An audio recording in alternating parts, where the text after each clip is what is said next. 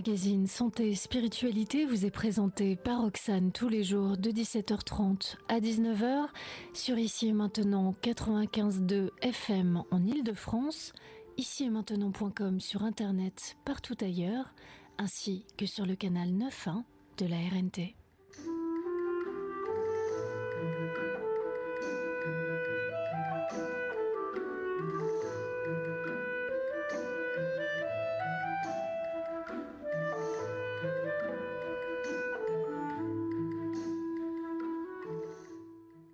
Bonsoir à tous, bienvenue dans ce magazine Santé Spiritualité. Ce soir, j'ai le plaisir d'accueillir Anne-Catherine Sabas.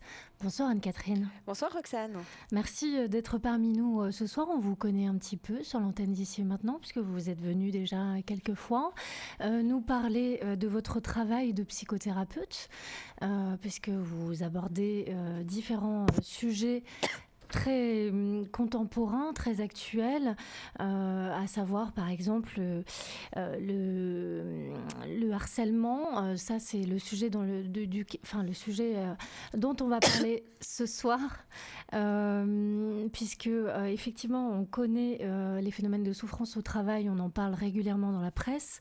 On sait qu'il y a, d'après les statistiques, 480 000 salariés qui souffrent en France de burn-out.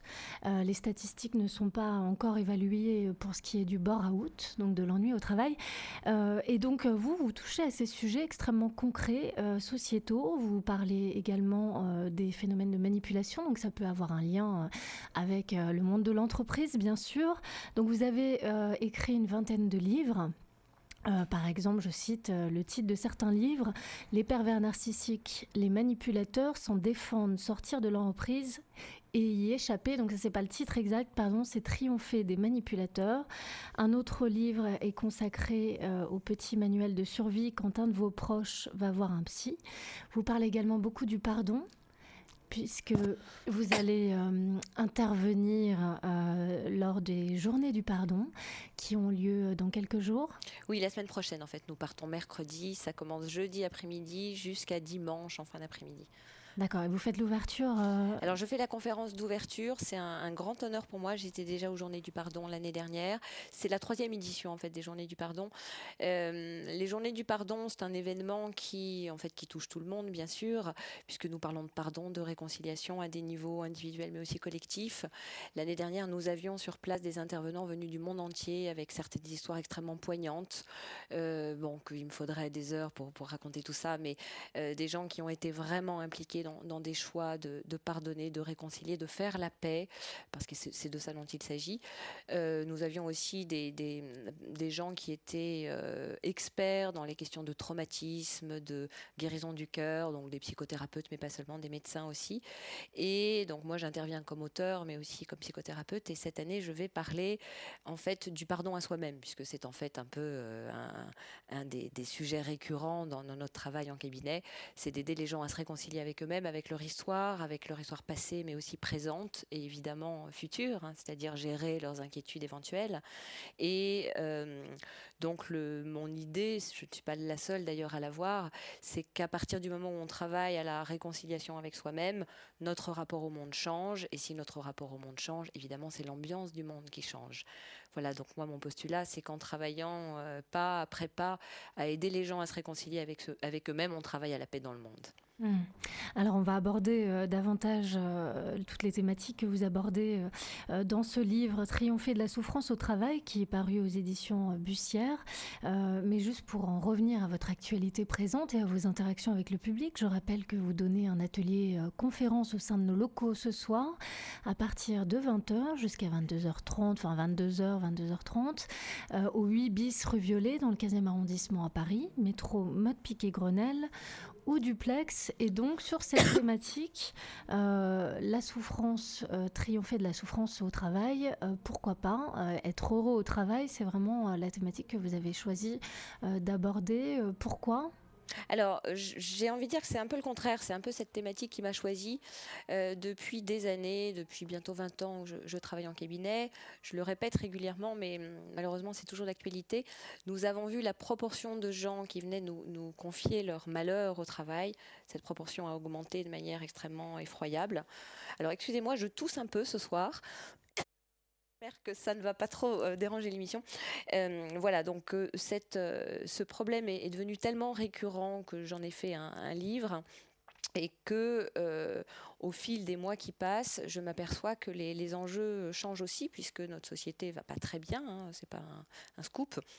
Et la question que se posent beaucoup de gens, c'est comment réussir à vivre avec leurs problématiques personnelles dans leur travail, dans leur entreprise, mais aussi à survivre avec les problématiques des entreprises. Il y a beaucoup de licenciements, il y a beaucoup de restructurations.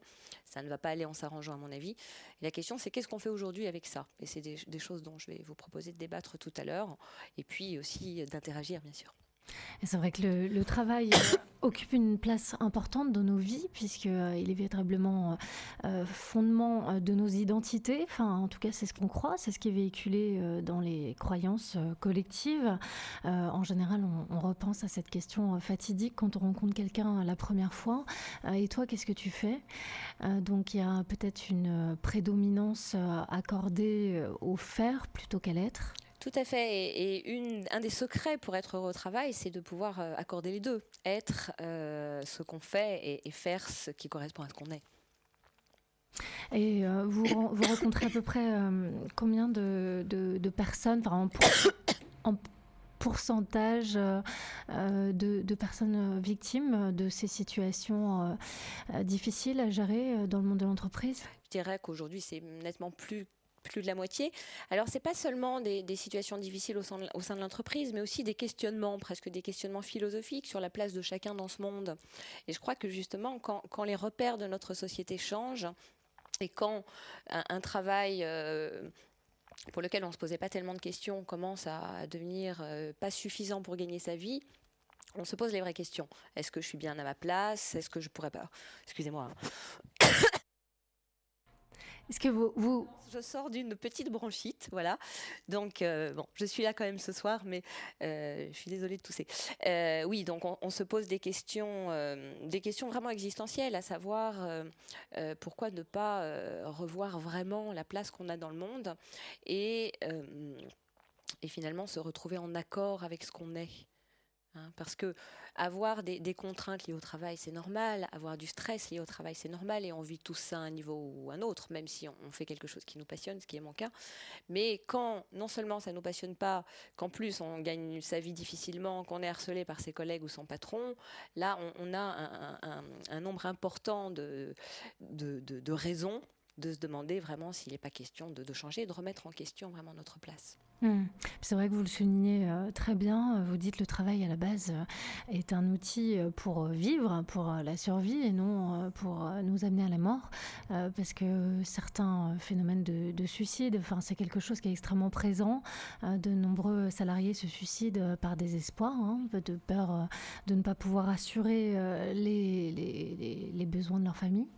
Oui, tout à fait. Alors, régulièrement, je tombe sur des chiffres, hein, comme nous tous, que je ne veux pas garder en tête tellement ils sont effrayants. Hein. Il y a de plus en plus de suicides, en effet. Et puis, il y a, à côté des suicides, tous ces suicides lents, c'est-à-dire ces gens qui sont coincés, qui ne parviennent pas à s'arrêter, qui sont dans des états d'épuisement. Et les conséquences de ça, bien sûr, rejaillissent sur leur vie de tous les jours, leur vie de famille en particulier. Puis il y a aussi ce contexte professionnel avec les grandes entreprises, donc toutes ces multinationales, qui fait que finalement ceux qui prennent véritablement les décisions sont pour la plupart du temps invisibles et exercent une pression assez forte sur les gens qu'ils gouvernent. Et donc c'est difficile de s'en remettre finalement aux véritables responsables, le véritable commanditaire des actions. Alors, on ne sait plus vraiment qui est responsable, en fait, c'est ça le problème. Alors là, c'est des sujets qui nous emmènent très loin. Moi, j'essaye de réussir à ne pas rentrer trop dans des sujets qui pourraient être un peu politiques, parce que je suis, enfin, c'est pas ma place et c'est pas mon ambition. Maintenant, en effet, je le dis régulièrement, je le crois fondamentalement, notre monde va mal. Nos structures sont à revoir et tant qu'en effet des invisibles nous gouvernent et entraînent avec eux dans des choix qui sont pour la plupart complètement égoïstes, entraînent l'existence, la vie, la survie de millions de gens, on a de quoi s'inquiéter. Et c'est tout ça qu'il faut remettre en question, évidemment. Alors vous vous interrogez essentiellement sur le rapport au pouvoir, finalement notre propre pouvoir personnel, à savoir qu'en faisons-nous, de quelle façon l'utilisons-nous, est-ce que c'est pour asservir l'autre ou au contraire pour le partager d'une manière intelligente? Donc ça, cette notion du pouvoir, elle est intégrée dans toute une démarche de développement personnel. Oui, parce que, alors, le pouvoir, c'est un mot qui peut faire peur, hein, parce que pouvoir, en effet, c'est souvent associé à quelque chose de tyrannique, d'injuste, sans parler même de lutte des classes ou de choses comme ça. Le mot pouvoir fait peur parce qu'on a l'impression qu'à partir du moment où quelqu'un va avoir du pouvoir, il risque d'en abuser. Et malheureusement, chez les êtres humains, c'est souvent ce qui se passe, hein. Il faut voir que dans la nature, il y a des animaux qui ont plus de pouvoir que d'autres, qui mangent ceux qui ont moins de pouvoir, que c'est la chaîne de la vie, hein, qui fonctionne comme ça. Mais il faut voir aussi que chacun a une place et que la nature fonctionne parfaitement bien comme ça.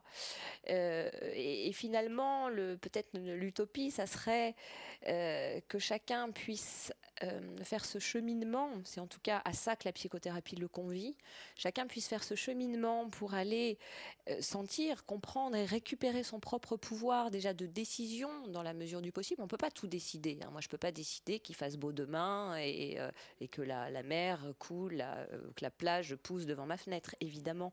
Maintenant, je peux décider certaines choses par rapport à des décisions importantes de ma vie et arrêter de m'en remettre aux autres. Alors les autres, c'est bien sûr les autorités, les hommes politiques, les parents, les voisins, le regard de l'autre, ce que je peux imaginer que l'autre attend que je fasse ce que je pense, etc.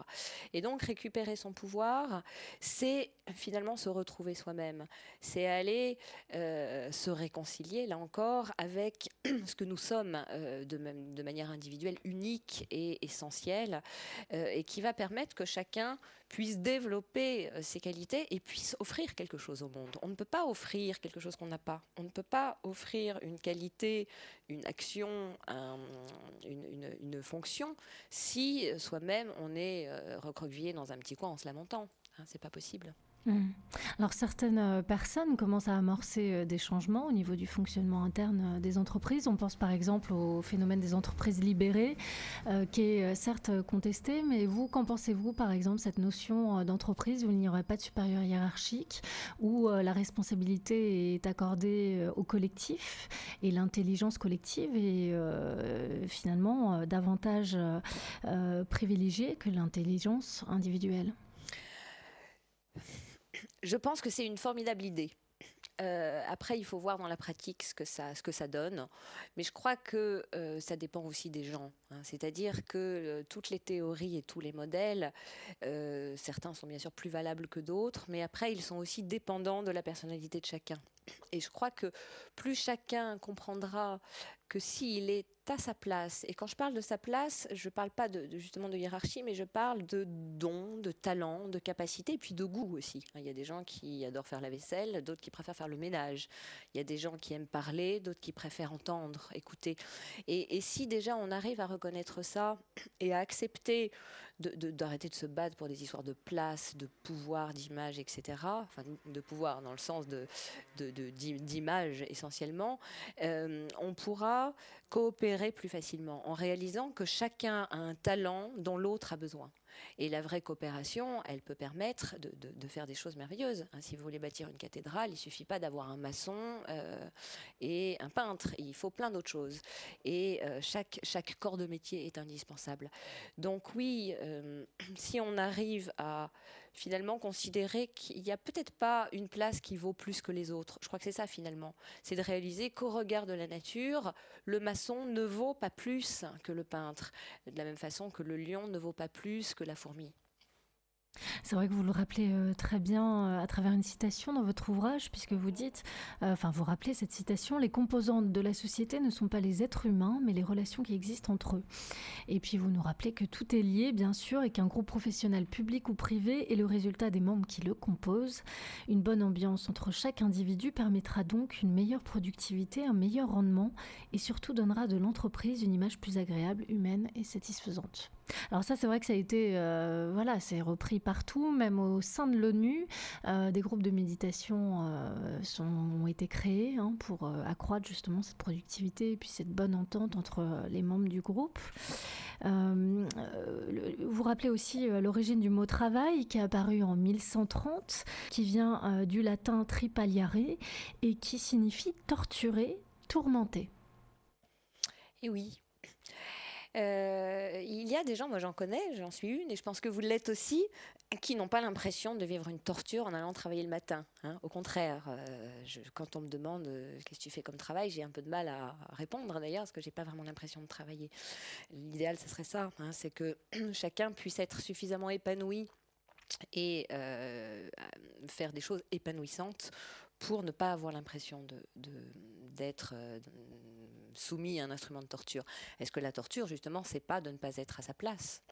Moi, si vous me demandez de faire certaines choses, je vais avoir l'impression d'être torturée, parce que c'est vraiment très compliqué pour moi. Il va me falloir des efforts énormes pour le faire. Là, je me sens pas torturée du tout, par exemple, vous voyez. C'est vrai qu'on peut effectivement, donc il y a tout ce phénomène de remise en question, de décision aussi, puisque vous invitez vraiment à faire les bons choix, puisque vous parlez de survie, clairement, puisqu'il y a une utilisation qui entraîne des dépressions extrêmement graves, une perte de vitalité, enfin toutes les conséquences assez dommageables pour la santé. Mais on peut se dire, enfin quelqu'un pourrait nous dire face à cet argument, oui, mais dans cette situation où finalement la demande, enfin l'offre est supérieure à la demande, comment fait-on quand on veut faire tel ou tel métier, qu'on se retrouve par exemple dans un cursus universitaire bloqué parce que on nous dit qu'il n'y a pas de débouché, comment faire véritablement ce qui va nous épanouir, sachant que l'offre est extrêmement réduite de ce côté-là? Je crois, et c'est peut-être ça en fait que j'ai envie de proposer à la réflexion des auditeurs aujourd'hui, puis à ceux qui seront présents tout à l'heure lors de la conférence, c'est de se demander cette offre, qui nous parle de l'offre en fait. L'offre, elle est ce qu'on veut bien nous dire aussi. Nous sommes, je crois, vraiment dans une fin de cycle. Alors là encore, je le répète, je ne suis pas sociologue, je ne suis pas politicienne, mais j'entends des choses, je vois des choses, je m'informe. La façon de travailler aujourd'hui ne peut pas être la même que celle d'il y a 20 ans, 30 ans. Moi, je me souviens d'avoir entendu il y a 20 ans des gens qui me paraissaient très vieux à l'époque, puisqu'ils avaient 20 ou 30 ans de plus que moi, dire que quand leur patron leur demandait quelque chose qui les énervait un petit peu, ils partaient en claquant la porte et 3 heures plus tard, ils trouvaient du boulot. Aujourd'hui, ça serait bien sûr beaucoup plus difficile parce que les anciennes offres n'existent plus de la même façon. Et il est question d'en créer des nouvelles. Aujourd'hui, il y a des nouveaux besoins. Aujourd'hui, il y a des nouveaux défis pour la société. Je pense aux énergies renouvelables, par exemple. Je pense aux services à la personne, parce que, enfin, ça, c'est pas nouveau. Ça fait des années que ça existe, parce que tout simplement, nous vivons plus vieux. Nous avons plus besoin de gens pour s'occuper des personnes âgées, etc. Et il y a des choses à construire, il y a des choses à créer, il y a des nouveaux métiers à inventer, même si ça se fait déjà beaucoup. Et puis, je crois aussi que notre société de consommation est en train d'agoniser. Alors moi, j'avoue que je suis assez contente de ça, parce que pour moi, elle n'a pas tellement de sens.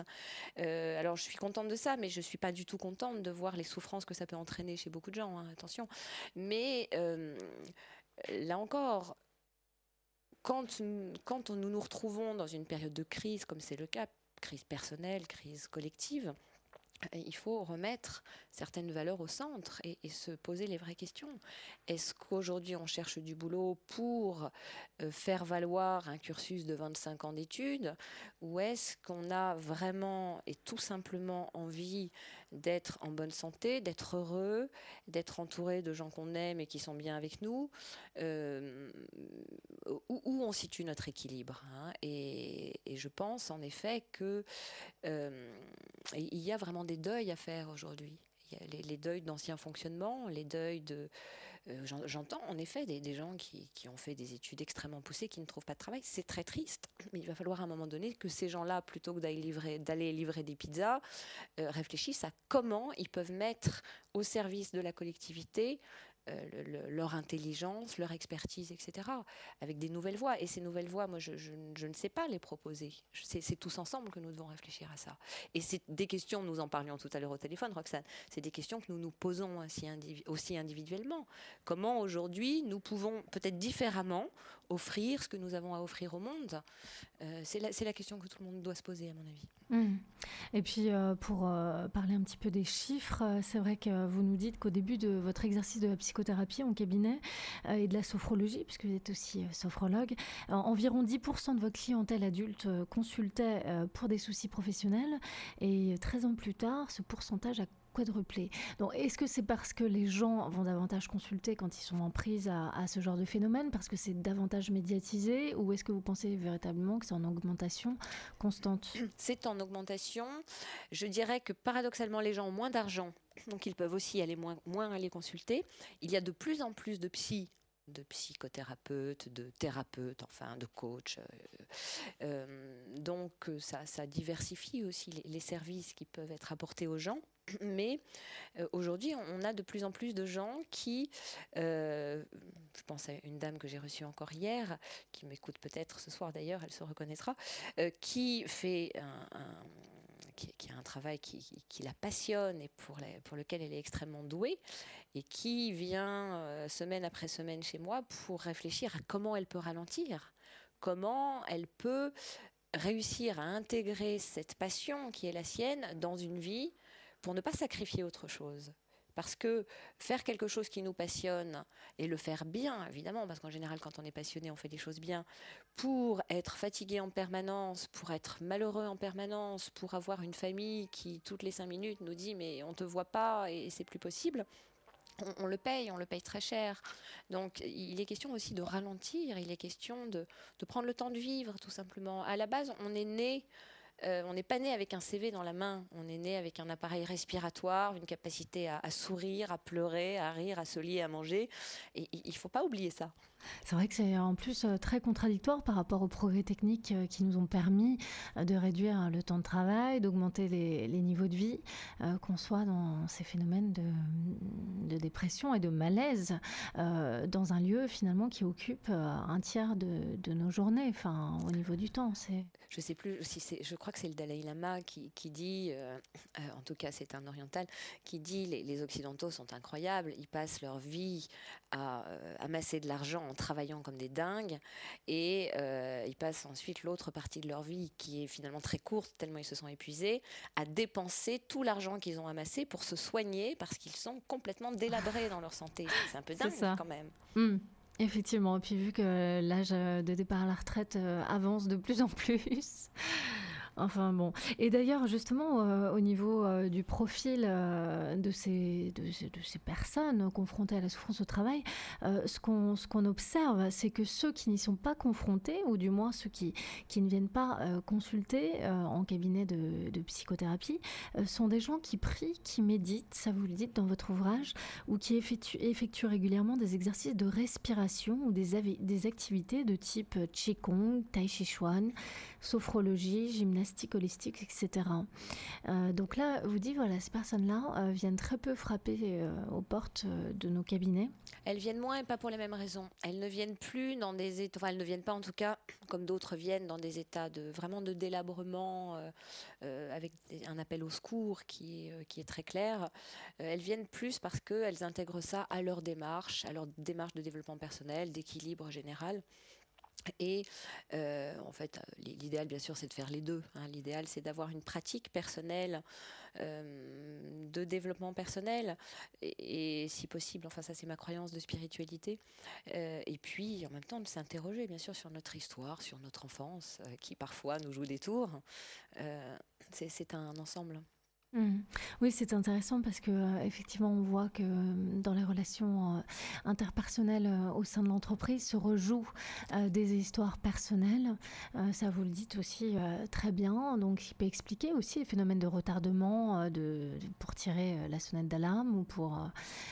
Donc, ça, c'est comment. Est-ce que vous pourriez développer cet aspect-là? Oui, tout à fait. Je pense à une dame que j'ai vue hier et qui me racontait une discussion très houleuse avec deux femmes. Et tout à coup, je lui ai dit, mais il me semble, vous n'avez pas de sœur, vous?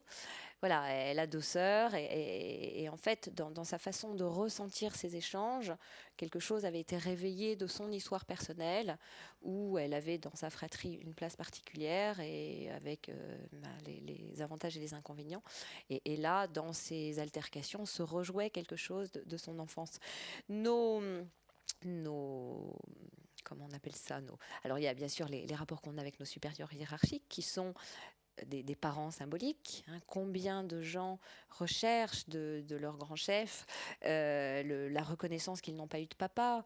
Combien de jalousie, parce que l'un a une prime et pas l'autre. C'est comme l'enfant qui a eu un bonbon alors que l'autre n'en a eu qu'un demi. Et puis dans les rapports avec les collatéraux, il y a évidemment tout ce qui se rejoue au niveau de la fratrie. L'aîné qui a parfois trop de responsabilités, le petit dernier qui est jamais pris au sérieux. Et puis il y a aussi la place que chacun prend, celui qui prend tout en charge, celui qui veut rien prendre en charge. Il y a tout ça qui se rejoue bien sûr. Et ça, on peut bien sûr en prendre conscience. Si on en prend conscience, on pourra déjà avoir un recul. Se demander qu'est-ce qu'on rejoue. Je crois que de toute façon, dans chaque situation qui nous pose problème, on a l'occasion d'avoir un excellent miroir sur ce qui est encore un peu à vif en nous. Pour se dire, bon là, cette personne, elle me touche, elle me fait me sentir de telle ou telle façon, à quoi ça me renvoie? Est-ce que je me suis retrouvée dans ma vie dans une situation qui ressemble à ça? Et on va tôt ou tard trouver la source de ça. Et il ne s'agit pas d'essayer de réparer. On ne peut pas réparer aujourd'hui ce qu'on a vécu il y a 30 ans. En revanche, on peut s'en dissocier. On peut comprendre que c'est l'enfant en nous qui a eu que 2 bonbons alors que sa sœur en a eu 3 il y a 30 ans, qui tout à coup se retrouve avec l'impression de vivre une injustice qui en fait n'est pas si grave, mais ça va renvoyer une blessure.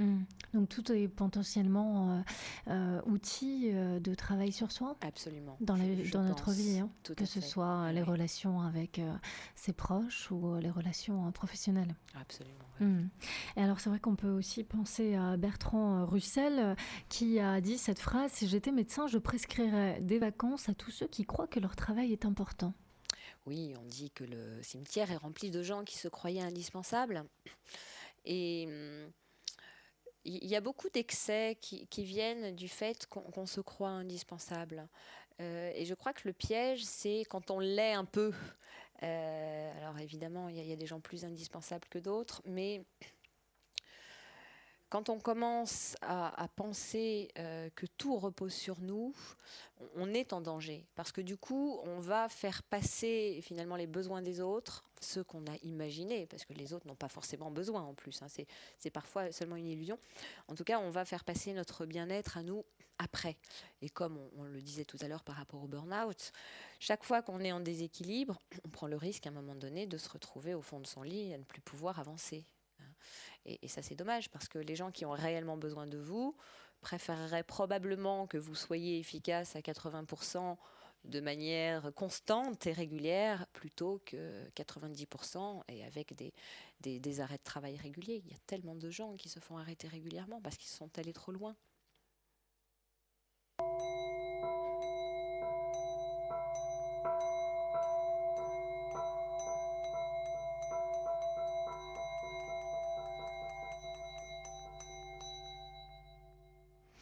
Notre invitée du jour, Anne-Catherine Sabas, psychothérapeute, auteure et conférencière. Je vous donne un numéro de téléphone pour la contacter, le 01 48 73 65 09. Je répète, le 01 48 73 65 09. Vous pouvez aussi aller voir le site Anne-c'est le tiret du 6, Catherine-Sabas, SABAS.com. Je répète, Anne-Catherine-Sabas.com. Concernant les ouvrages d'Anne-Catherine, on en parlait en début d'émission, il y en a une vingtaine, donc vous pourrez en apprendre davantage sur le chaman que vous êtes et dont vous n'êtes pas encore au courant de cet aspect-là de vous-même. Vous pourrez aussi vous informer sur l'enfance maltraitée, sur le féminin et le masculin, sur comment le phénomène de comment échapper à sa mère, à son patron, à ses peurs, sur la souffrance au travail. Donc c'est le livre dont nous sommes en train de parler, donc Triompher de la souffrance au travail aux éditions Bussière. Vous aurez aussi la possibilité d'approfondir vos recherches sur les manipulateurs et comment triompher de leur emprise. Sur le pardon, enfin je ne vais pas tous les évoquer, mais vous avez compris, il y en a quand même pas mal, très intéressant, je vous les conseille vivement.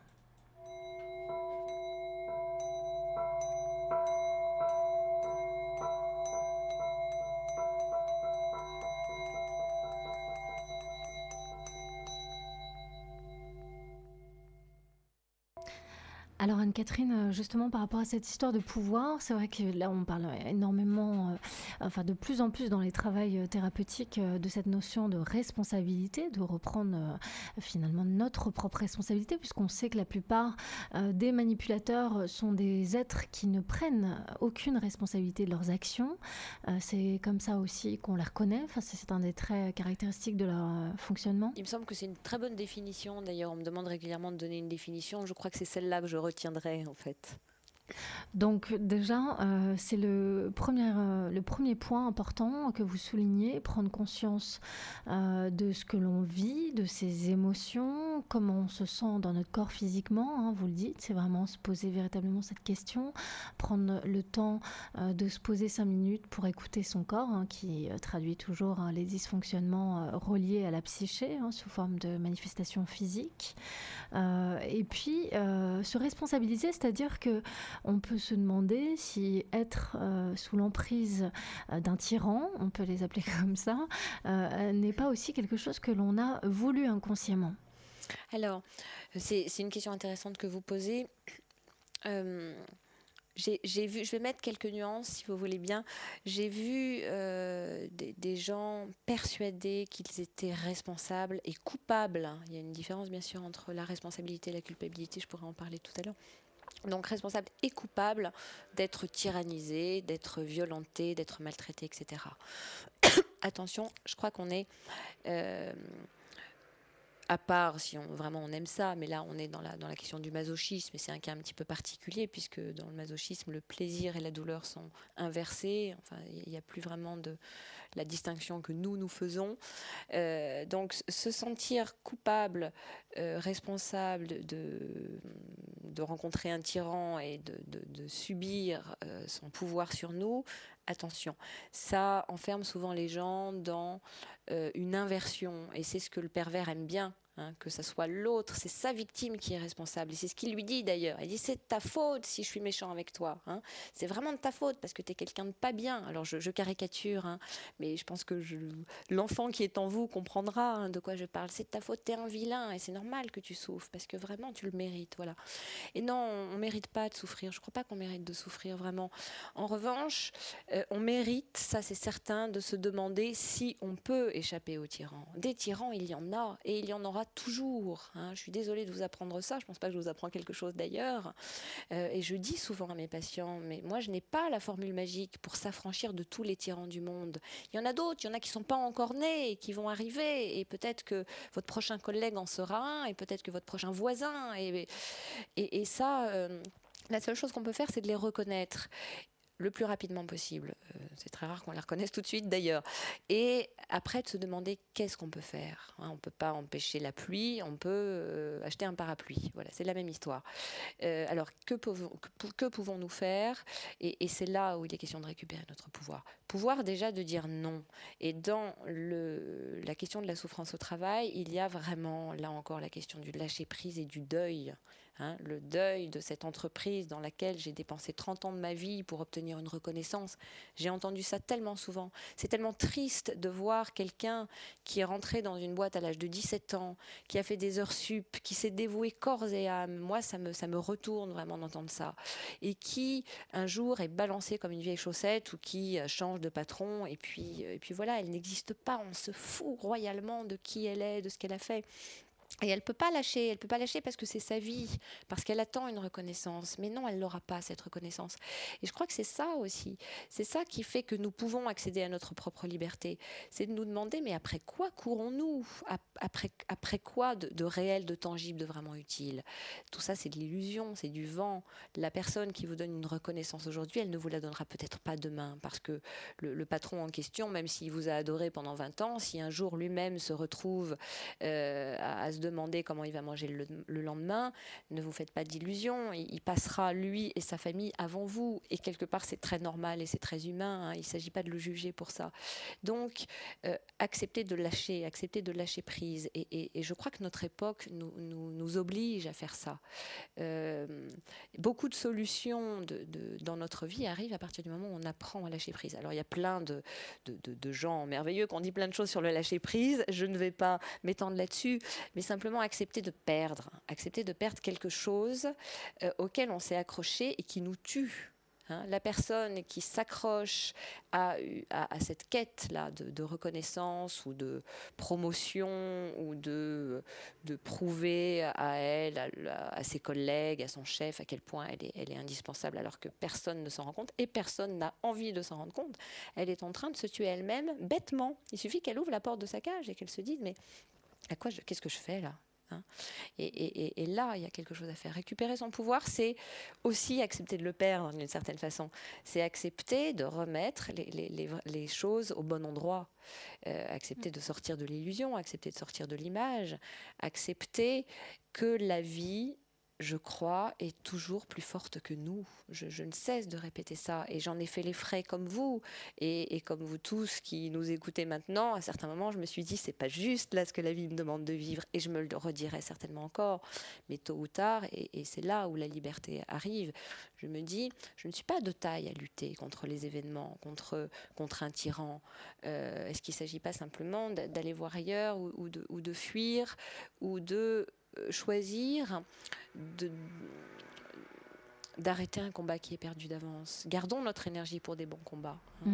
Voilà, c'est ça que j'appelle, moi, accepter de lâcher prise. Et puis un parallèle par rapport à ce que vous dites peut être fait aussi. Vous parlez de cette acceptation et vous dites c'est ce qui advient lorsqu'on accepte ses limites, c'est qu'on réussit à les faire accepter par les autres. Les conflits extérieurs étant la plupart du temps la projection des contradictions inconscientes que nous entretenons à l'intérieur de nous. Je me souviens d'une patiente qui, elle, s'est vraiment tuée au travail. Elle a eu un accident de travail très grave et elle s'en est jamais remise. Qui avait essayé de dire non, je ne sais pas combien de fois, de toutes les façons possibles. Et puis un jour, à la faveur du travail qu'elle faisait sur elle, un jour, elle est arrivée toute joyeuse, émue, très émue, parce que ce jour-là, elle avait dit à sa chef non, là, ce soir, je ne peux pas rester jusqu'à 20h parce que j'ai un rendez-vous. Et elle l'avait dit d'une façon qui avait été entendue et elle n'en venait pas elle-même. Qu'est-ce qui avait changé? Quelque chose dans son positionnement simplement. Alors peut-être que sa chef avait changé aussi, hein, il y a tout un concours de circonstances qui peut être lié à ça aussi. Mais elle avait accepté elle-même de ne plus tenter d'être celle à qui elle voulait ressembler, c'est-à-dire quelqu'un qui n'avait pas de limite, qui n'était plus humain en fait. Elle avait accepté d'être humaine. Et être humaine, ça signifie que quand on est fatigué, il faut s'arrêter. Hein, sinon, on court à la catastrophe. Et elle avait simplement accepté ça. C'est le b.a.-ba de la vie. Hein. C'est ce qu'on essaie d'apprendre à nos enfants. Exprime si tu as mal quelque part, s'il y a quelque chose qui ne va pas. Hein, essaie de le sentir et de l'exprimer. Voilà, elle avait retrouvé cette simplicité de l'accord avec soi-même et elle avait pu l'exprimer. Et là, ça avait été entendu.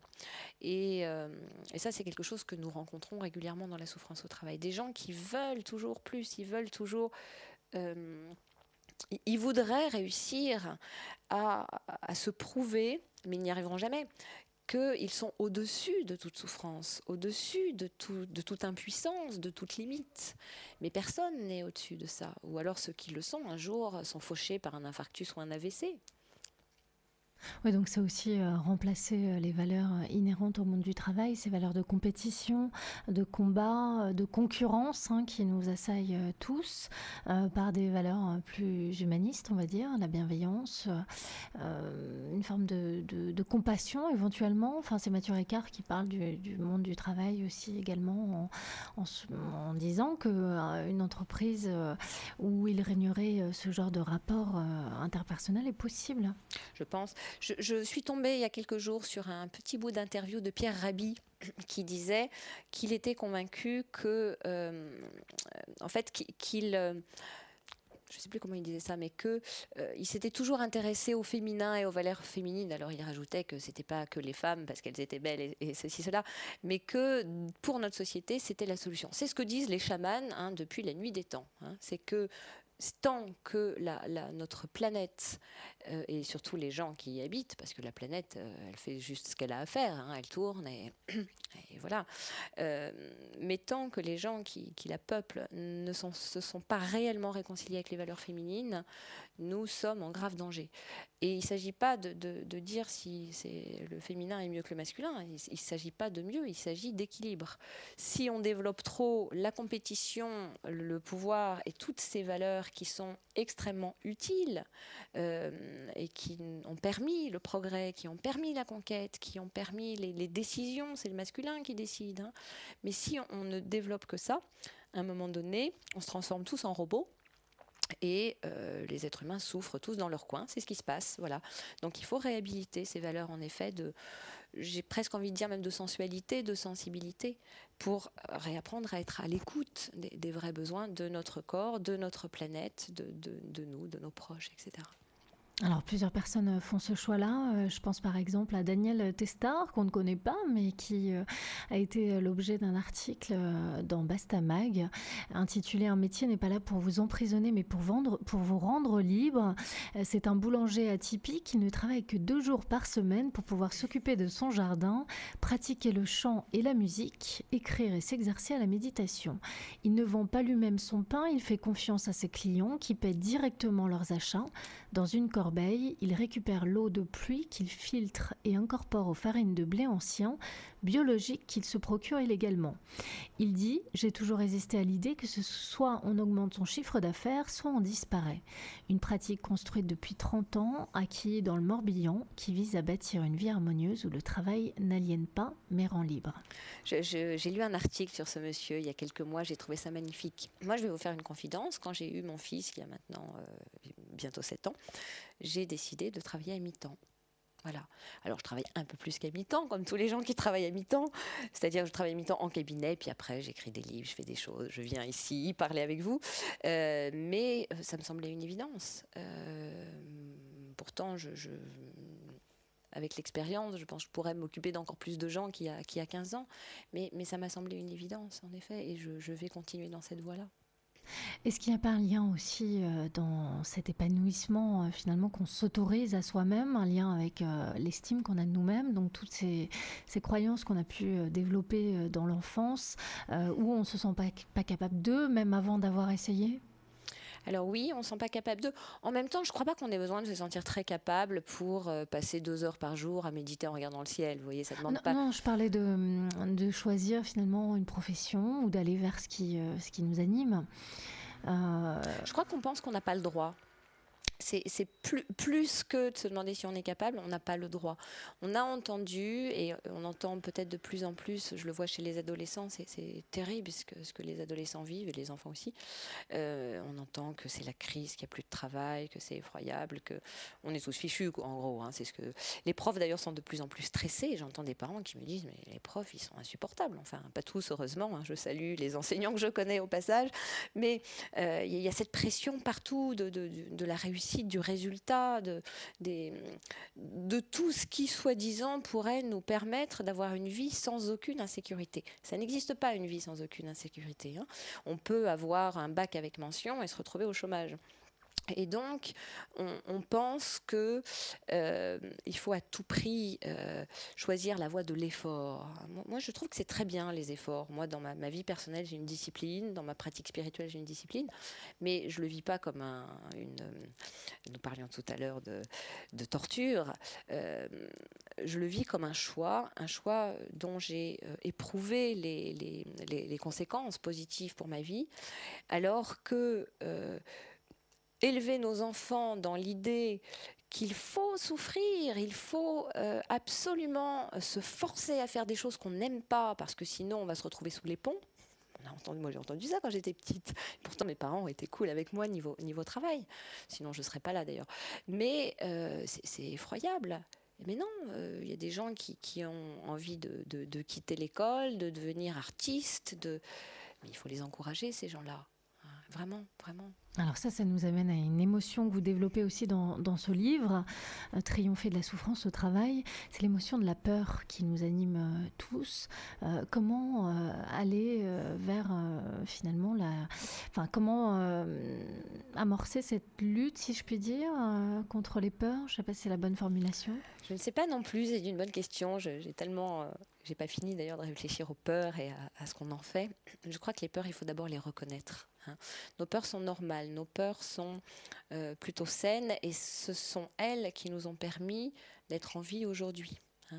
Si je traverse distraitement et que je n'ai pas peur quand tout à coup une moto passe et risque de me faucher, je risque de me faire écraser. Donc heureusement que j'ai peur, heureusement que quelque chose tout à coup se fige en moi et recule en criant « Ah !» heureusement. Et si nos ancêtres n'avaient pas eu peur de certaines choses, nous ne serions pas là pour en parler. La question c'est que faisons-nous de nos peurs? Est-ce qu'elles nous dominent ou est-ce que nous cohabitons avec elles? Je ne vais pas dire qu'on peut les dominer. Il y a des peurs qu'on ne peut pas dominer. Ça dépend ce qu'on appelle dominer. Les peurs archaïques, par exemple. Voilà, toutes les peurs archaïques. On a régulièrement, quand votre enfant est malade, vous avez peur. Quand quelqu'un que vous aimez s'effondre parce qu'il est en plein burn-out, vous avez peur. Quand toutes ces choses-là, et je ne parle même pas d'insécurité financière, etc., mais de tout ce qui a trait à la vie et la mort, en fait. Et c'est plutôt sain, à mon avis. Celui qui n'a pas peur, c'est un fou. Il est dans la prise de risque, c'est un psychopathe et c'est quelqu'un d'assez dangereux. Accepter de reconnaître ça. Là encore, accepter de sentir. Nous parlions tout à l'heure d'accepter de reconnaître nos limites, notre impuissance et accepter notre condition humaine, tout simplement. Les peurs font partie de notre condition humaine. Si on s'amusait à prendre 5 minutes là pour compter depuis ce matin, est-ce qu'il y a des situations dans lesquelles j'ai ressenti de la peur? Je suis sûre qu'on en trouverait. Peur parce qu'on va arriver en retard, peur parce que, je ne sais pas, le steak est trop cuit, je dis n'importe quoi, mais évidemment qu'on a des inquiétudes. Et c'est ce qui nous permet de rester vigilants. Ce qu'il faut simplement, c'est qu'on ait pris conscience suffisamment de certaines peurs pour ne pas qu'elles nous paralysent. Ce qui est embêtant, c'est quand la peur nous paralyse. J'adore Jacques Brel, c'est quelqu'un que j'aurais vraiment aimé rencontrer. Et dans une de ses interviews, il dit que le talent, ça n'existe pas, que c'est du travail et que c'est aussi le choix d'affronter ses peurs. Et il raconte qu'avant chaque tour de chant, il appelle ça comme ça, il vomit. Il vomit tellement, il est stressé, il est terrorisé, le grand Jacques. Et c'est magnifique d'imaginer ça. Cet homme qui a une telle présence, une telle ardeur, et il est en train de vomir dans les toilettes avant de passer sur scène. Mais il y va. Il y va sur scène. Il ne reste pas dans son petit coin à se dire « Oh là là, quelle tristesse, j'aurais tellement aimé être chanteur ». Il est allé être chanteur, avec ses peurs, avec son vomi. Donc finalement, c'est quand on se confronte à nos peurs qu'on les dépasse. C'est-à-dire qu'il faut engager de l'action. Une rencontre, accepter de les sentir, accepter de les voir et accepter qu'elles sont là et plus plus on accepte de marcher avec elles, c'est-à-dire marcher avec nous-mêmes en fait, elles sont en nous, c'est des sensations tout ça. Alors après bien sûr il y a plein de techniques de respiration, de visualisation, etc. Plein de choses qui marchent très bien, qui permettent de ne pas être trop stressé avant un entretien d'embauche, etc. Évidemment, toutes nos croyances, la prière, la méditation, la foi, qui permettent finalement de se connecter à autre chose. C'est d'ailleurs un des thèmes, c'est le thème de mon prochain livre dont on pourra parler tout à l'heure. Donc voilà, on avance avec ça, puis à un moment donné, ça se dissout tout seul, parce qu'on a accepté de se mettre en marche, et parce que le désir dans le sens de ce mouvement, hein, qui nous anime. Si on l'écoute et si on ne le laisse pas s'éteindre à cause de la peur, finalement, il finit par prendre la place et il nous mène quelque part. Et pour certains, il peut les mener à changer de travail, à aller faire un bilan de compétences pour se demander si finalement il n'y a pas une autre issue possible pour eux. Mais face à une peur paralysante, est-ce qu'il n'y a pas l'action à engager en premier lieu? Par exemple, je pense à une grave dépression, enfin peu importe le degré, mais on entend souvent certains spécialistes dire va marcher, sors, fais quelque chose. Cet état de mouvement peut finalement atténuer cette sensation de... Alors oui, cet état de mouvement peut atténuer, mais il y a des fois où on n'est même plus en état de le faire. Hein. Moi j'en parle dans un de mes livres, Un canard dans mon cabinet, qui parle de la souffrance au travail aussi d'ailleurs, mais sous forme d'un journal intime d'un monsieur qui est confronté à un burn-out, qui s'appelle Antoine. J'ai beaucoup d'affection pour ce héros parce qu'il est en fait il représente tellement d'histoires que j'ai entendues, et cet homme a des crises de panique, des attaques de panique, il se terre au fond de son lit, sous sa couette en grelottant, parce qu'il n'en peut plus, il est épuisé, il a peur de l'avenir, il a peur de son patron, il a peur de se perdre, il est en train de se perdre dans un travail qui ne lui convient pas. Et le paradoxe, en fait, c'est un peu humoristique à certains moments, c'est qu'ils vendent des assurances, donc des choses qui sont destinées à essayer de faire taire nos peurs et de nous faire croire qu'il y a, mais non, il n'y a pas de problème, tout va aller pour vous et il n'y a aucun danger à vivre. Donc il y a des moments où la peur paralyse vraiment. On le voit dans la nature. Une gazelle qui rencontre un lion, il y a une fraction de seconde où elle est tétanisée. Le lapin illustre très bien ça. Il se met en position, pas que le lapin d'ailleurs. Vous emmenez votre animal chez le vétérinaire, à un moment donné, il est tétanisé. Bon, et puis à un moment donné, il va pouvoir dépasser ça, à condition qu'il n'y ait pas encore de traumatisme trop important. Des gens qui ont vécu des gros traumatismes, quelqu'un qui a vécu la guerre, il entend un pétard, il se terre. On a des histoires comme ça. Nos grands-pères, parfois, nous ont raconté des histoires comme ça. Donc il y a un travail de guérison, bien sûr. Mais là encore, il faut le reconnaître, il faut faire appel à un professionnel. Tout ce que vous préconisiez, sortir, aller marcher, etc., oui, bien sûr, ça peut fonctionner. Je crois que... comme toutes nos limites et toutes ces choses pas toujours agréables que nous portons en nous et qui se manifestent parfois, il est important à un moment donné de les rencontrer. C'est-à-dire que si à un moment donné on a accepté d'aller rencontrer notre peur de l'avenir, peur de mourir, peur d'être jugé, je pense à quelqu'un en particulier, une fois qu'on a accepté vraiment de traverser ça et de s'apercevoir qu'on en sort indemne, qu'on n'est pas mort, quelqu'un, je pense à quelqu'un en particulier qui a toujours peur du regard des autres, qui est persuadé que les autres la jugent, pense qu'elle est trop ceci, trop cela, folle, etc. Quand elle a pu accepter qu'elle pouvait rester avec ça en face de l'autre, et que non seulement elle ne se transformait pas en monstre terrible, qu'elle ne s'engouffrait, qu'il n'y avait pas un trou qui se creusait sous ses pieds, qu'il ne se passait rien de grave en fait. Elle a pu comprendre elle-même que sa peur était infondée. Sa peur, c'est quelque chose qui est créé par son système nerveux. C'est quelque chose c'est comme une mauvaise herbe. Je dis souvent ça, nos pensées, mais c'est valable pour nos émotions. C'est comme une herbe qui pousse dans le jardin. Si vous la reconnaissez, vous pourrez décider ce que vous allez en faire. Évidemment, plus vous allez mettre des jolies fleurs, moins il y aura de la place pour les mauvaises herbes. Mais c'est important d'abord de les avoir reconnues, pour pas qu'elles sortent au moment où vous ne vous y attendez pas. Alors malheureusement, nous ne sommes pas très égalitaires sur ce sujet, puisque vous le dites aussi dans ce livre, chaque être est différent, à un niveau d'exigence relationnelle qui lui est propre. Et les hommes, par exemple, en ce qui concerne les relations au travail et les phénomènes de manipulation auxquels on peut être confronté, sont souvent bien plus capables que nous, les femmes, de faire abstraction de relations tendues avec leurs collègues afin que celles-ci ne leur pourrissent pas la vie. Et vous dites même que certains hommes peuvent y voir un moteur, une occasion de dépassement qui s'avérera constructive. Oui, alors, bon, il y a des femmes aussi, mais c'est vrai que souvent, les femmes sont plus sensibles à la qualité des relations. Voilà, et évidemment, ça les fragilise aussi. C'est comme ça. Et justement, vous dites dans cette faculté à dire non, enfin, qu'est-ce qui nous empêche la plupart du temps d'arriver à dire non? Nos peurs, justement. Nos peurs, alors chacun a les siennes, hein. Et là, c'est intéressant d'aller explorer chacun. Quelle est la peur? Moi, j'emmène mes patients là-dedans. Alors, essayons de comprendre de quoi vous avez peur. Alors, l'un va avoir peur de décevoir son père qui est mort il y a 40 ans. L'autre va avoir peur de décevoir l'image idéale qu'il a de lui, ce qui revient souvent d'ailleurs au même.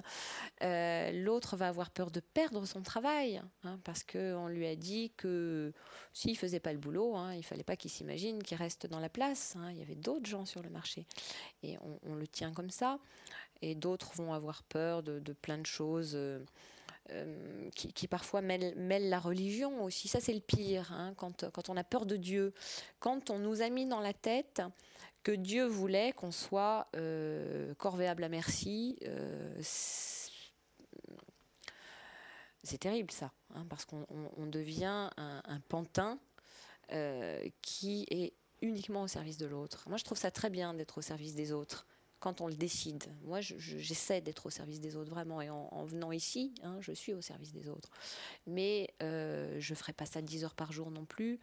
Je veux dire par là qu'il y a une différence, là encore, entre le service choisi et le fait d'accepter d'être utilisé et d'être un outil, un objet entre les mains de l'autre. Et dire non, c'est pouvoir à un moment dire non, ça n'est pas juste pour moi. Alors, c'est aussi prendre le risque de décevoir, prendre le risque d'être moins aimé, prendre le risque d'un conflit. Moi, j'ai beaucoup connu ça. Il y a beaucoup de gens qui connaissent ça. Hein. Prendre le risque de rompre l'harmonie. Parce que celui ou celle qui a été habitué à ce que vous disiez oui pendant 10, 20 ou 30 ans, c'est un des thèmes dans mon livre Petit manuel de survie quand un de vos proches va voir un psy. Vous dites oui pendant 20 ans et puis tout à coup vous dites non. La personne qui est en face de vous, il faut la comprendre. Elle se dit mais quelle mouche l'a piqué? Et elle n'est pas contente et elle va vous le faire savoir. Hein, et donc vous avez dit non, mais vous prenez une volée de bois vert dans la figure et vous dites mince, j'aurais peut-être mieux fait de continuer à être soumis. Non, il faut juste le temps que l'autre s'habitue, que les règles changent en fait. Sauf dans le cas d'un manipulateur. Hein. Alors dans le cas des cas d'harcèlement.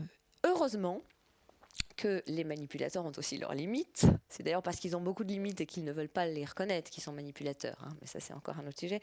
Mais heureusement qu'il y a certains manipulateurs, quand vous leur dites non un paquet de fois et que vous réussissez à tenir bon et à ne plus rentrer dans leur jeu surtout, ils vont aller trouver une autre proie. Alors désolé pour l'autre proie, mais au moins vous êtes tranquille. C'est-à-dire qu'à un moment donné, le jeu s'arrête. Ce qui intéresse le manipulateur, c'est de continuer cette interaction qui l'excite beaucoup. Hein, c'est comme le chat qui joue avec sa papate, tout ça, avec la petite souris là. Qu'est-ce que c'est excitant!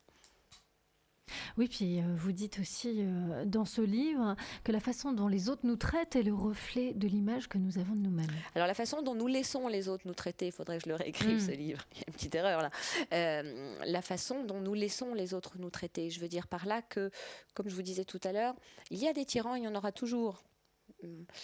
Moi, je reçois parfois des gens qui me disent « Je ne comprends pas, j'ai travaillé 10 ans en psychanalyse pour arriver à ne plus subir les manipulations de ma mère et je tombe sur une femme qui lui ressemble. » Ah oui, mais malheureusement, t'en trouveras peut-être encore une autre quelque part sur la planète parce qu'il y en a d'autres. La question, c'est comment on se positionne par rapport à ça. Quelle place on prend? Ça fait partie des livres que j'ai en prévision aussi, probablement aux éditions Bussière un jour. Comment nous, par des moyens très simples, qui ont toujours à voir avec la réconciliation avec nous-mêmes, hein, comment pouvons-nous modifier nos interactions avec nos proches et avec parfois des gens qui sont toxiques pour nous.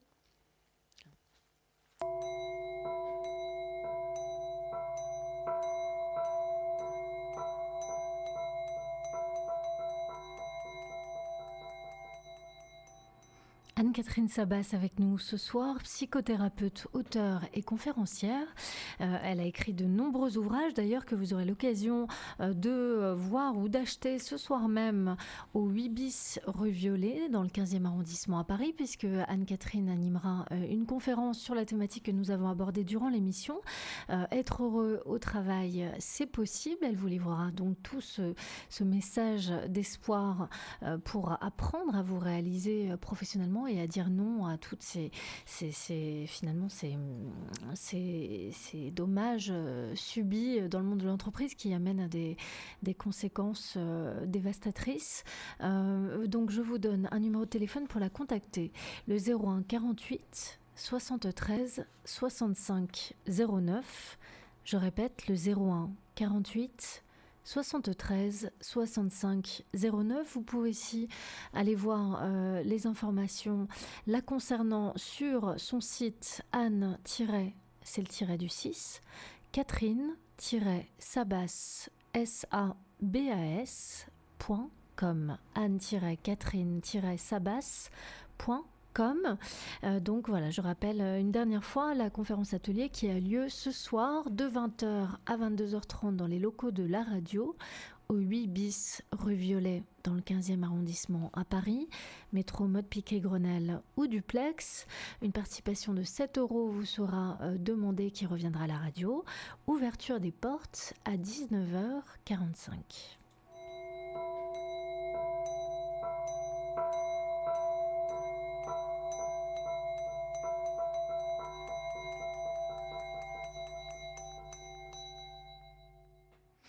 Anne-Catherine, pour ceux et celles qui n'ont pas la possibilité de venir en conférence ce soir pour vous poser leurs questions, je vous propose d'accueillir les auditeurs dès à présent. Donc voilà, vous avez la possibilité de dialoguer avec Anne-Catherine au 08 92 23 95 20, le 08 92 23 95 20.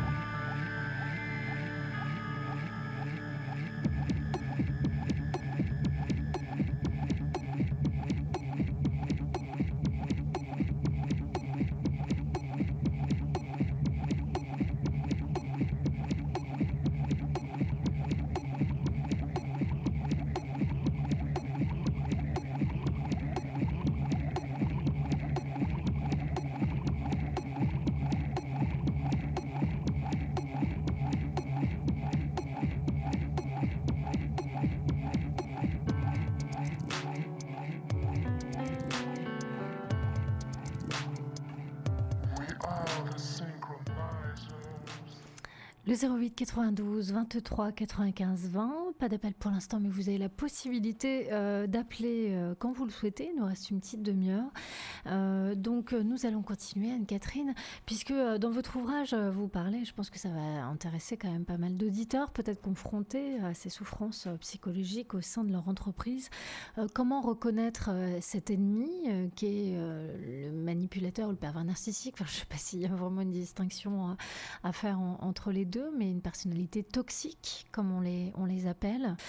Comment la déceler, puisque vous nous disiez tout à l'heure que ce n'était pas si facile que ça au premier coup d'œil? C'est pas toujours facile. Alors, petite parenthèse, la souffrance au travail n'est pas toujours due à une personnalité toxique. hein. Et c'est important de le rappeler parce qu'on aime bien accuser les autres et dire qu'on souffre à cause d'un gros méchant. Mais parfois, on souffre tout simplement parce qu'on s'est mis dans une situation où on travaille trop, alors qu'on ne nous l'a pas demandé, hein. C'est important de le rappeler. Alors, le manipulateur, le pervers narcissique, la personne toxique, peu importe les définitions, il y a en effet à un moment donné dans une interaction quelque chose qui est toxique pour vous. Euh, le problème, c'est que ça ne se reconnaît pas facilement. J'allais vous dire, en écoutant votre question, quand on souffre, on le sait. Ouais, on le sait, mais là encore, on doit comprendre d'où vient la cause. Et ceux qui s'accusent eux-mêmes, je parlais tout à l'heure de ceux qui accusaient les autres, ils accusent le gros méchant, mais il y a aussi l'inverse, il y a aussi ceux qui s'accusent toujours, et le manipulateur, il se régale avec ça, hein, ce que je disais en début d'émission, il vous dit, mais c'est ta faute si tu souffres. Euh, et il y a des gens, c'est en général ceux qui viennent nous consulter parce qu'ils ont été réellement aux prises avec un pervers ou un manipulateur. Il y a des gens qui sont experts en l'art de se remettre en question indéfiniment. Je crois que Christelle Petit-Colin a fait une conférence là-dessus actuellement. C'est celle qui a écrit Je pense trop. C'est un bouquin d'ailleurs que je recommande. Elle dit qu'en fait, la personne qui pense trop, elle est la proie rêvée parce qu'en fait, elle va toujours analyser qu'est-ce qu'elle a fait de mal. Et donc, l'autre prend une emprise sur elle, même quand il n'est pas là, parce qu'elle va se demander, elle va se laisser envahir, phagocyter par la présence et par l'emprise de l'autre. Et donc, on ne reconnaît pas ça forcément tout de suite, malheureusement. Si on pouvait reconnaître nos souffrances, il y aurait moins besoin de psychothérapeutes et de thérapeutes de tout bord. On a parfois besoin de quelqu'un qui valide, qui dit mais on dirait que vous souffrez là. Et la personne elle est dans le déni. Donc c'est vraiment quelque chose de très complexe. Parfois les gens arrivent en thérapie avec des problèmes qu'ils n'ont pas du tout identifiés en fait. Et nous, les thérapeutes, nous voyons dès la première séance qu'il y a un problème avec le frère, qu'il y a un problème avec la mère, avec le chef ou l'employé aussi, hein, parce que c'est pas que les méchants patrons qui harcèlent, il y a aussi des petites secrétaires insupportables qui mettent vraiment la zizanie dans une entreprise, hein. Ça existe, bien sûr. Voilà. Donc c'est un peu compliqué de répondre à votre question. Ce qu'il faut en tout cas, c'est oui, le reconnaître et accepter. Accepter, j'ai beaucoup développé ça dans mon livre et dans aussi Triompher des manipulateurs. Accepter de traverser ce sentiment d'échec, hein, qui est de reconnaître, j'en parle aussi dans le pardon, reconnaître qu'on a été la proie d'un manipulateur, de reconnaître qu'en effet il y a cette personne qui est toxique. Et quoi qu'on fasse, elle va l'être. Hein. La personne qui est allergique aux fraises, elle est allergique aux fraises. Alors elle peut se faire désensibiliser, mais c'est quand même un gros boulot, hein, d'aller voir un allergologue et de se faire désensibiliser. Et ça, c'est propre à chacun. Quelqu'un qui est toxique pour vous ne le sera pas forcément pour moi, et vice-versa aussi. Donc attention aux catégories, les pervers, les non-pervers, etc. Il y a des interactions parfois qui sont...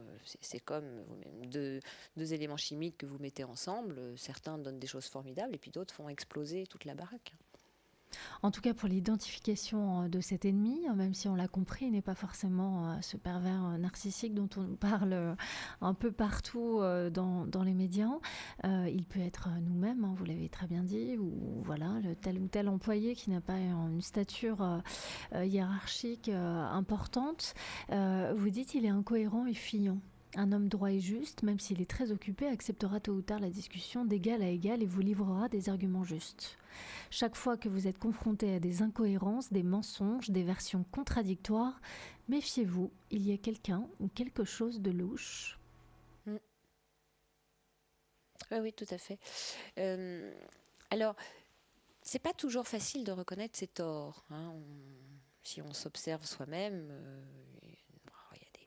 on a quelques petits arrangements avec la vérité parfois, hein. Et il nous faut du temps pour arriver à reconnaître que ce que nous a dit notre meilleure amie il y a 10 ans, finalement, hein, elle avait peut-être pas tort. Dans le cadre du travail, c'est encore plus difficile, surtout quand vous êtes à une position où vous êtes censé savoir. Hein, le chef qui est censé donner l'exemple, qui est censé savoir, il n'aime pas être remis en question par ses employés. De la même façon qu'un parent n'aime pas que son fils ou sa fille lui dise « Ah mais là, tu m'avais promis un truc, tu l'as pas tenu ». Ah bah oui, c'est vrai, tu as raison, je ne l'ai pas tenu. Hein. Et oui, il faut l'admettre aussi. Donc sur le moment, c'est pas toujours facile à admettre. Donc un petit peu de compassion aussi. Mais le vrai pervers, il l'admettra jamais. Jamais. Est-ce qu'il n'y a pas un rapport aussi avec la loi, un refus de l'autorité? Ah En bah général, c'est ce qui explique que la plupart des leaders dans le monde professionnel sont des manipulateurs. Enfin, la plupart. Je ne sais pas, j'ai entendu ça l'autre fois. Alors, il y en a plus. Il y a une étude d'ailleurs, je crois, qui liste les, les métiers où il y en a le plus. Alors, je préfère pas vous dire parce que je ne dirais pas ça à l'antenne. En tout cas, nous, les thérapeutes, ça va. On est pas trop, En bas de classement. Voilà. Mais bah oui, parce que les gens qui aiment le pouvoir, ils essaient de l'avoir. Hein, et puis, je pense que le pouvoir aussi peut corrompre, clairement. Hein. Il y a des gens qui sont rentrés probablement en politique, par exemple, avec des idées très saines et très philanthropes, et puis qui ont été gagnés par quelque chose qui les dépasse et dans lequel ils ont perdu leur âme. Le... Ah, oui, le manipulateur, il est la loi, en fait. Je crois que c'est ça, il est la loi. Hein, c'est lui Dieu, finalement. Hein, c'est lui qui décrète parce qu'il ne peut pas reconnaître ses faiblesses. Ça, c'est vraiment quelque chose de fondamental. Je crois que, et ça aussi, ça fait des années que je me dis qu'il faut que j'écrive un livre là-dessus, je crois que le monde ira mieux le jour où chacun acceptera de sentir ses fragilités. Vraiment. Et de les traverser en se rendant compte que ça ne le rend pas moins beau, ça ne le rend pas moins fort, ça ne le rend pas moins utile, moins efficace, ça ne lui enlève pas sa valeur, mais ça le rend plus humain et donc plus justement capable de changement. Je ne peux pas m'améliorer si je ne reconnais pas que j'ai une fragilité. Demandez à n'importe quelle personne qui a suivi un enseignement artistique, la musique par exemple, la danse, n'importe quoi, apprendre une langue étrangère. Si vous n'acceptez pas à un moment donné que votre prof vous dise là, ton accent, ça va pas, et que la personne vous guide pour trouver comment dépasser cette difficulté, vous ne progresserez jamais. En fait. Et le pervers, il ne veut pas progresser. Hein, parce que c'est l'autre qui n'est pas bien. Hein. Donc finalement, c'est révélateur d'une extrême impuissance. Absolument, absolument. Hein, je crois que la réelle puissance, c'est d'accepter de se voir tel qu'on est. Ça a à voir avec le courage, hein, d'accepter toutes ces zones où on a encore du boulot.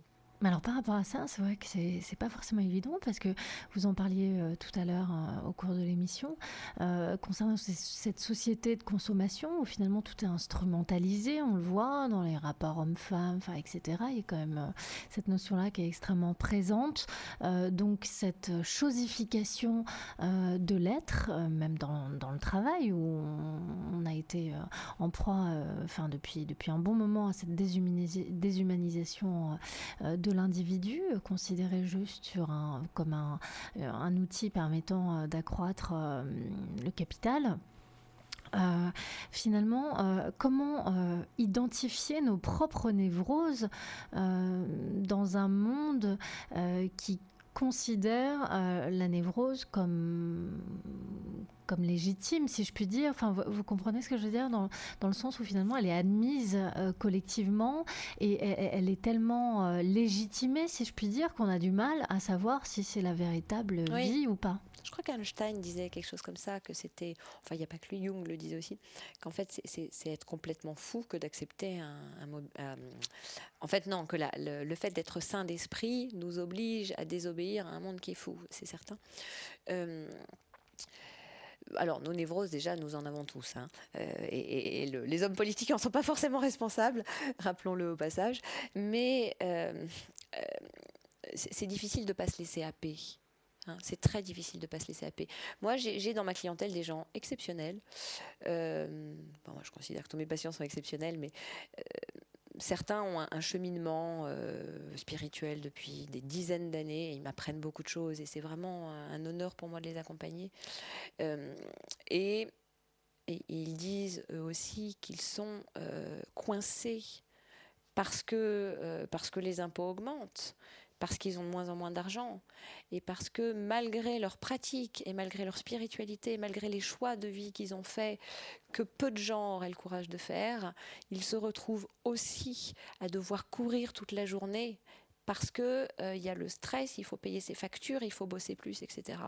Et je crois que le vrai échec de notre monde, il est là. Et je ne peux pas ménager mes mots par rapport à ça, parce que je vois tous les jours des gens qui souffrent et dont l'équilibre est rompu, et l'équilibre de leur relation à cause de ça. C'est-à-dire que euh, malgré nos zones d'éveil et de sagesse et tout le travail qu'on peut faire sur soi, on habite dans un monde dans lequel on est responsable aussi de la place qu'on y prend. Et c'est pour ça que je crois qu'il faut vraiment il faut vraiment encourager toutes les initiatives individuelles pour bâtir un monde nouveau. Je ne peux pas le dire autrement. Alors, par rapport à ces initiatives, vous parlez de cette notion de place. Vous l'évoquez aussi dans cet ouvrage Triompher de la souffrance au travail aux éditions Bussière, puisque vous dites les rôles, voilà, à savoir, est-ce que les rôles sont-ils bien définis, les directives aussi.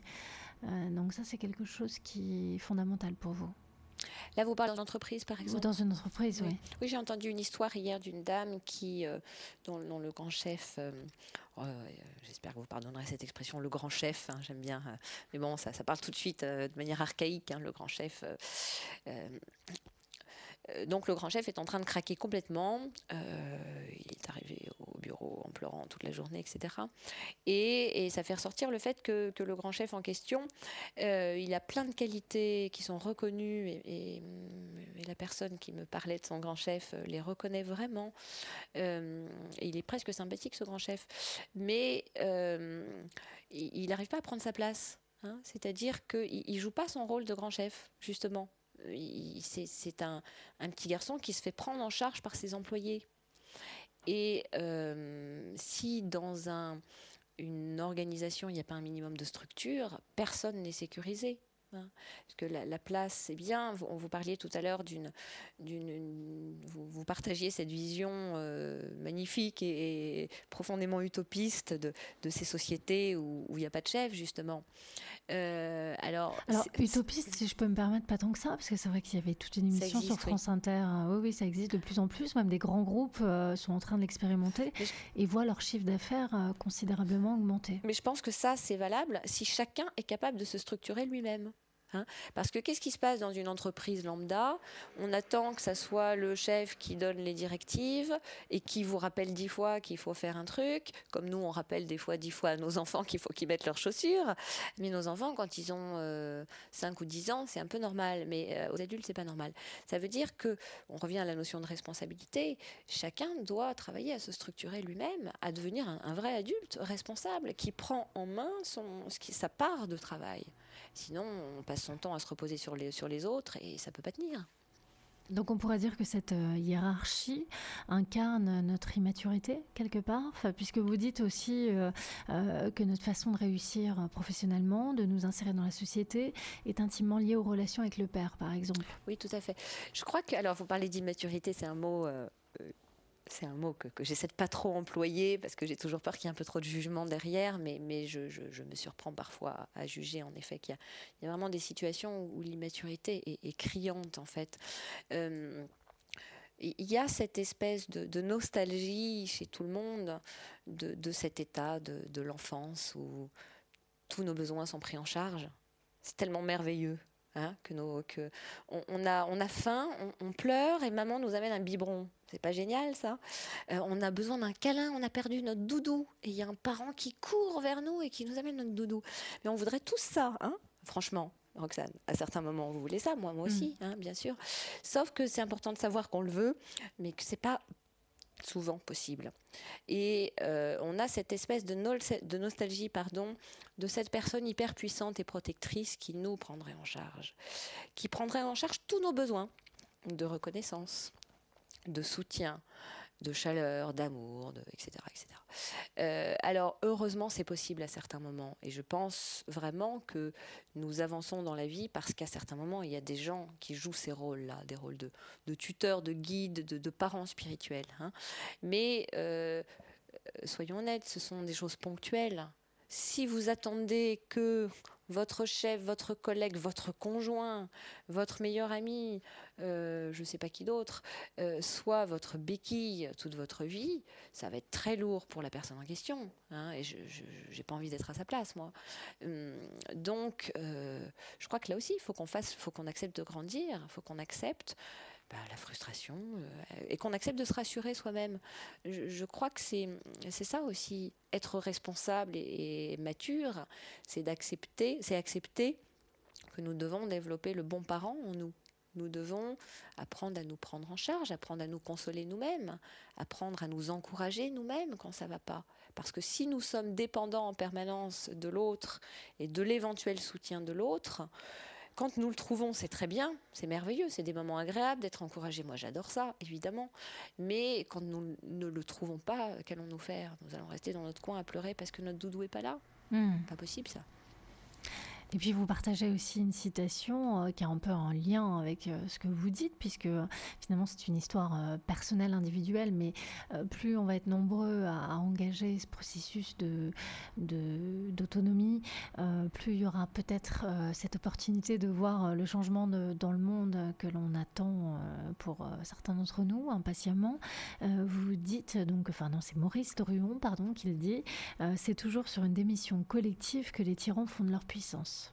Tout à fait. Il y a une image qui circule sur Internet où on voit un homme politique, j'imagine que c'est un homme politique, qui a une tribune en train de raconter plein de choses.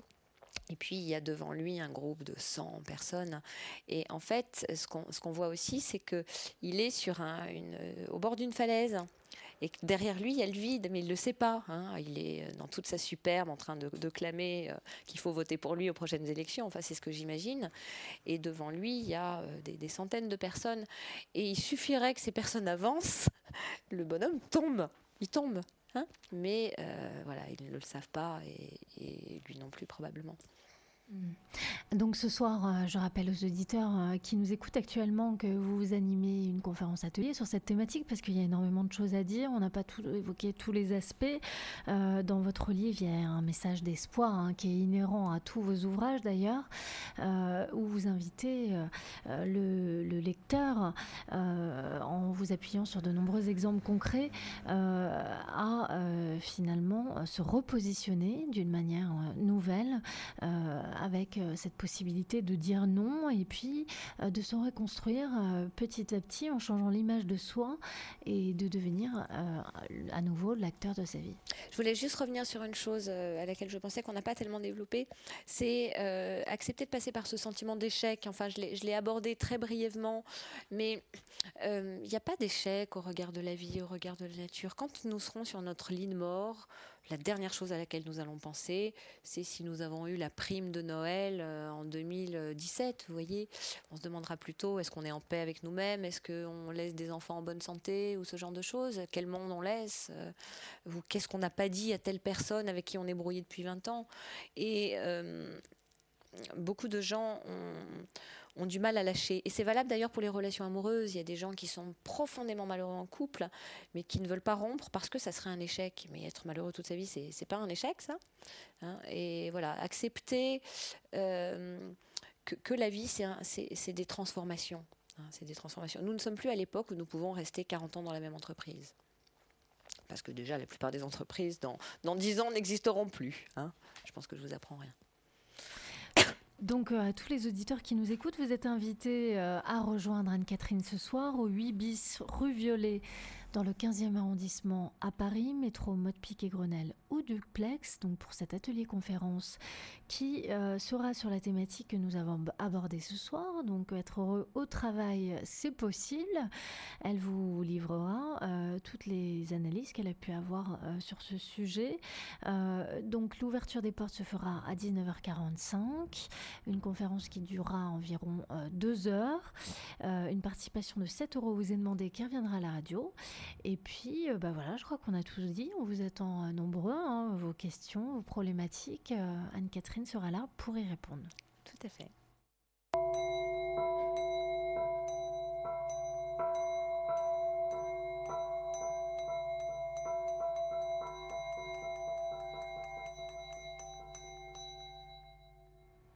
Si vous voulez contacter Anne-Catherine Sabas, psychothérapeute, auteure, conférencière et sophrologue, un numéro de téléphone, le 01 48 73 65 09. Je répète, le 01 48 73 65 09. Vous pouvez aussi aller voir le site anne-catherine-sabas, sabas.com, anne-catherine-sabas.com. Et puis vous avez aussi la possibilité d'en savoir plus sur son travail à travers l'écriture, puisqu'Anne-Catherine, comme je vous le disais, est auteure de nombreux ouvrages, une vingtaine environ, sur des thématiques extrêmement variées, mais finalement très reliées les unes aux autres. Donc voilà, n'hésitez pas à en savoir plus à travers ces ouvrages.